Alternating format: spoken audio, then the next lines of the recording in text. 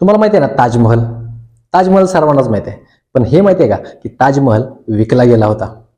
हो, एकदा नाही, दोनदा नाही, तर तीनदा. आणि ताजमहल सोबत पार्लमेंट, संसद भवन हे सुद्धा विकलं गेलं होतं. हो, हे खरं आहे, सांगतो. नमस्कार मित्रांनो, मी सूरज आणि मी आपल्या पेजवरती अशाच रोचक, मनोरंजक आणि मंदिराबद्दलच्या रहस्यमय गोष्टी सांगत असतो. तर तुम्हाला आवडत असेल तर पेजला फॉलो नक्की करून ठेवा. त्या व्यक्तीचं नाव आहे मिथिलेश कुमार श्रीवास्तव आणि त्यांना नटवरलाल म्हणून पण ओळखले जात होते. त्यांचा जन्म 1912 मध्ये बिहारमधील सिवानामध्ये झाला होता आणि त्यांचा मृत्यू 25 जुलै 2009 मध्ये. त्यांच्याकडे एक कला होती नकली साईन करण्याची. त्या जोरावर त्यांनी इंग्रजांना ताजमहल 3 वेळा विकला होता. ताजमहलच नाही तर लाल किल्ला, राष्ट्रपती भवन आणि संसद यासारख्या प्रतिष्ठान संपत्ती त्यांनी विकल्या होत्या. त्यांनी सरकारी अधिकाऱ्याची नकली साईन करून बँकेला पण किती वेळा तरी लुटलं होतं. पूर्ण भारतात त्यांच्यावरती 100 पेक्षा जास्त केसेस आहेत आणि त्यांना 113 वर्षाची शिक्षा पण झाली होती. पण ते कोणाच्या पकडमध्ये येतील तेव्हा ना, जेलमधून 10 वेळा पळून गेले होते ते. त्यांनी तर टाटा, बिर्ला यांना सुद्धा सोडलं नाही.